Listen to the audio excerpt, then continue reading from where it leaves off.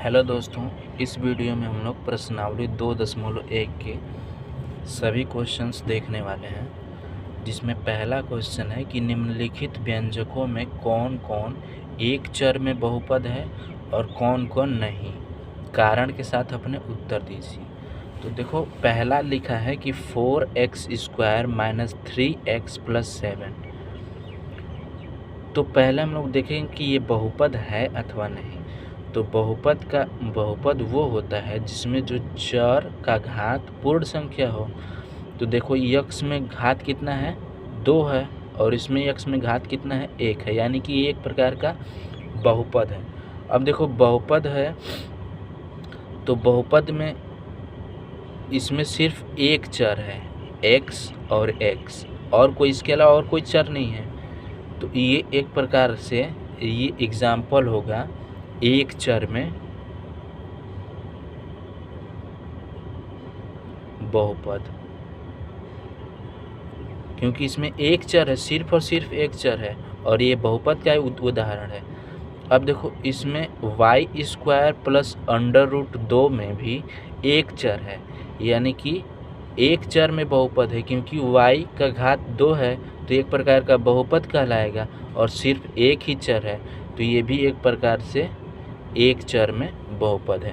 अब देखो, 3√t + t√2, ये तो पहले बहुपद है ही नहीं। क्यों नहीं है? क्योंकि √t का मतलब होता है t⁻1/2।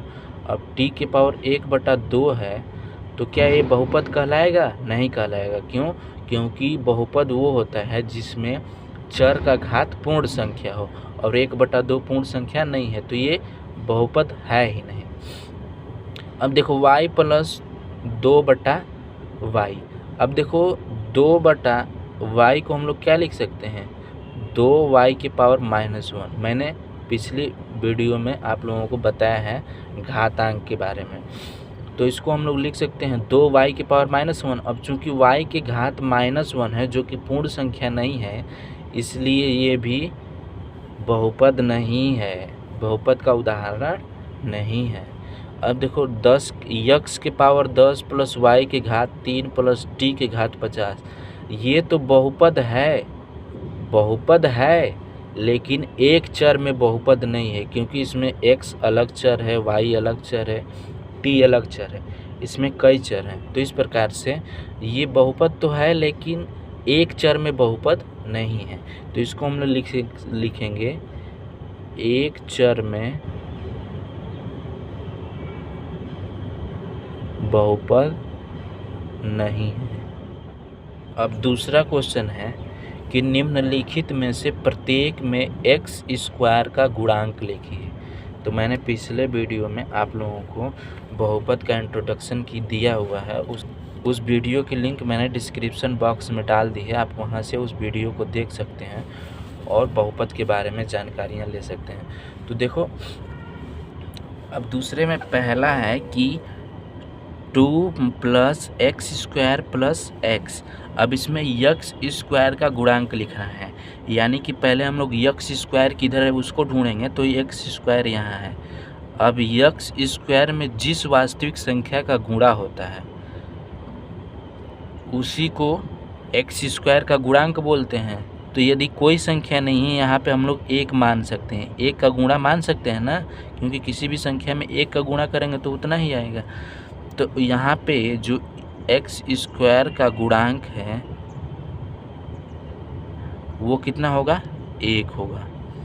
और यहाँ पे देखो, दूसरा नंबर को 2 - x² + x³ है। तो इसमें जो x² का गुणांक होगा वो होगा -1। क्यों होगा?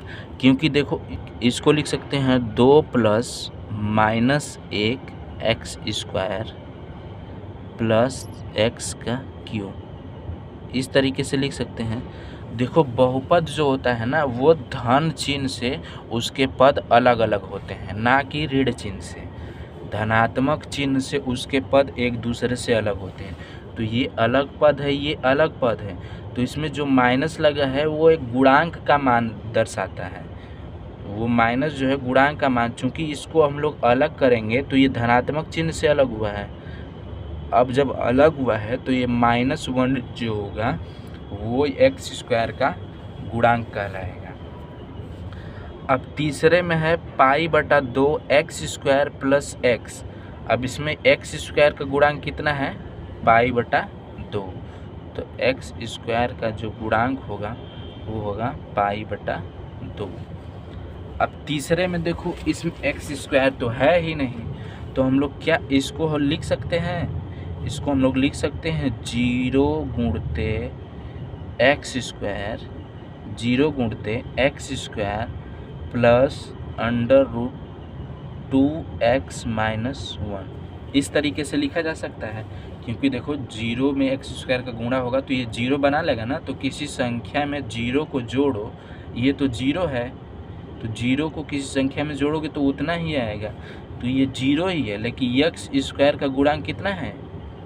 एक्स स्क्वायर का गुणांक वो होगा 0।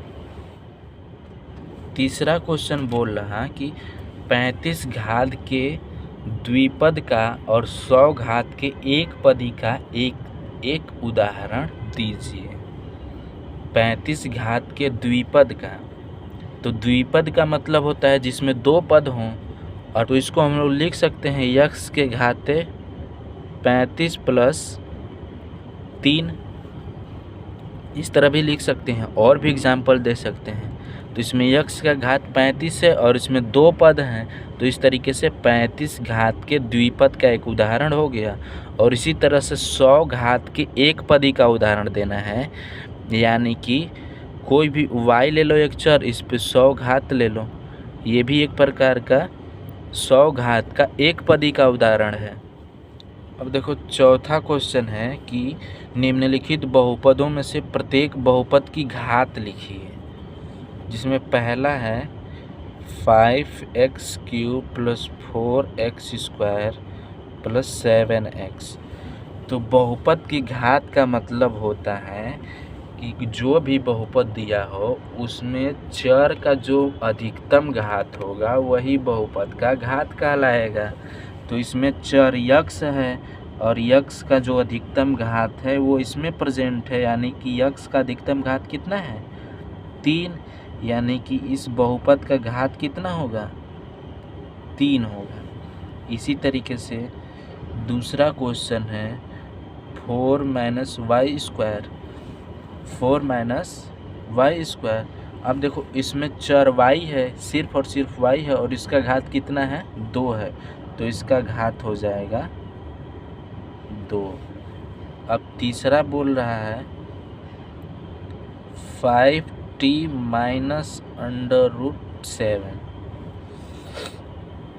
5t - √7, इसमें जो t है इसका घात कितना है? 1 है, तो इसका घात हो जाएगा 1। अब देखो चौथा है 3, तो 3 को हम लोग क्या लिख सकते हैं? 3 × 1 लिख सकते हैं, कोई प्रॉब्लम नहीं है। अब 1 को क्या लिख सकते हैं हम लोग? 3 × x⁻0। कोई भी संख्या उसके पावर 0 लग जाए तो उसका मान 1 होता है। अब x की घात 0 है, तो इसमें घात कितना हो जाएगा? 0 हो जाएगा, क्योंकि यक्स का घात कितना है? अब पांचवा है कि बताइए कि निम्नलिखित बहुपदों में से कौन कौन बहुपद रैखिक, कौन कौन द्विघाती और कौन कौन त्रिघाती है। तो इसमें आप लोगों को टाइप्स बताने हैं कि किस किस टाइप का बहुपद है। जैसे पहला लिख रखा है x² + x, तो ये किस प्रकार का बहुपद है? ये द्विघाती बहुपद का उदाहरण, क्योंकि इसमें यक्स का जो मैक्सिमम घात है वो 2 है, तो ये हो जाएगा द्विघाती बहुपद का उदाहरण। अब देखो दूसरे में बोल रखा है x - x³, तो इसमें यक्स का कितना मैक्सिमम घात है? अधिकतम घात 3 है, तो ये हो जाएगा त्रिघाती बहुपद। तीसरा है